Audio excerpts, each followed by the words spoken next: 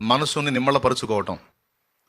ప్రార్థన చేయడానికి మనం ఉపక్రమించేటప్పుడు వెళ్ళి మోకాళ్ళు వేయగానే నడిపింపు రాదు. అప్పటిదాకా మనసు అటు ఇటు కొట్టుమిట్టాడుతూ ఉంటుంది. దీపం కానీ గాలికి అటు ఇటు కదిలినట్టు కదులుతూ ఉంటుంది. అలాంటి ద్వంద్వ వైఖరిలో లేదా రెండు విధాలైనటువంటి తలంపుల్లో గలిబిలిగా ఉన్నప్పుడు మనం ప్రార్థనకు ఉపక్రమించకూడదు. అందుకే నా అలవాటు ఏంటంటే, ప్రార్థన చేయడానికి నేను వెళ్ళినప్పుడు వెంటనే పోయి మోకాళ్ళు వేసి డింగుమని ప్రార్థన చేయను. ముందు మౌనంగా కూర్చుంటా కాసేపు. అది నా పద్ధతి, నా అలవాటు. వెళ్ళి మౌనంగా కాసేపు కూర్చున్నప్పుడు అటు ఇటు గలిబిలిగా ఉన్న మనసు ప్రశాంతతలోకి వచ్చింది. దాన్ని మనోనిదానం అంటారు.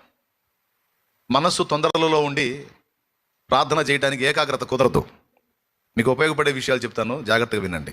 భక్తి సాధనకి మీకు తోడ్పాటుగా ఉండేటువంటి విషయాలని చెప్తా. మీరు కూడా ప్రార్థనకి వెళ్ళి ఉపక్రమించినప్పుడు వెంటనే మోకాళ్ళు వేసి వెంటనే దేవుని అడగడం మొదలుపెట్టను. ముందు ప్రశాంతంగా కూర్చుంటాను. ఎక్కడికి వెళ్ళి ప్రార్థన చేసుకోవాలన్నా ముందు మనోనిదానం అనేది అవసరం. తొందరగా ఉంటే మనకి ప్రార్థనలో ఏకాగ్రత కుదరదు. ఆ ప్రార్థన కూడా మనకు సంతృప్తికరంగా ఉండదు. కాబట్టి ఫస్ట్ చేయాల్సింది ఏంటంటే, మీకు ఇంట్రెస్ట్ ఉంటే గుర్తు కూడా రాసుకోండి, తప్పేం కాదు. ఎప్పుడైనా సరే దేవునితో మాట్లాడడానికి వెళ్ళినప్పుడు, ప్రార్థనలో దేవునితో సంభాషించడానికి వెళ్ళినప్పుడు మొట్టమొదట చేయాల్సిన పని ఏంటంటే మనోనిదానం. అంటే మనస్సు తొందర లేకుండా ప్రశాంతంగా దేవుని మీదకి వెళ్ళేటట్లు ముందు బ్యాలెన్స్ చేయాలి. అది నువ్వు వెళ్ళి మోకాళ్ళు వేయగానే కనెక్ట్ అవుతావు. ఎప్పుడో అరుదుగా అలా కనెక్ట్ అయింది. ఎక్కువ శాతం వెళ్ళి కాసేపు మౌనంగా కూర్చొని దేవుని తలంపులు, దేవుని ఆలోచనలు, దేవుని ప్రపంచంలోకి వెళ్ళిపోవాలి. అప్పుడు నీకు ఆ ఏకాగ్రత కుదిరిద్ది. సో దాన్ని మొట్టమొదట చేసే ప్రక్రియని మనోనిదానం అంటారు.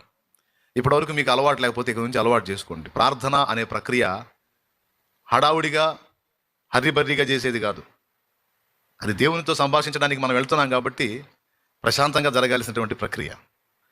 కాబట్టి మొదటి విషయం మనోనిదానం.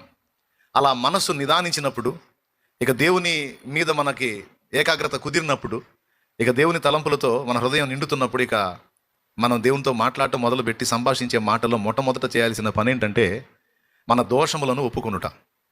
రెండవది, ఎందుకంటే రక్షింపనేరకై ఉండునట్లు యెహోవా హస్తము కురుచ కాలేదు, విననేరకై ఉండునట్లు ఆయన చెవులు మందం కాలేదు. మీ దోషములు మీకును ఆయనకును మధ్యగా అడ్డుగా వచ్చాను కనుక మీరు మొర్రపెట్టినను ఆయన ఆలకింపకున్నాడు అనే మాట యెషయా గ్రంథము 59వ అధ్యాయం 1వ వచనంలో ఉంది.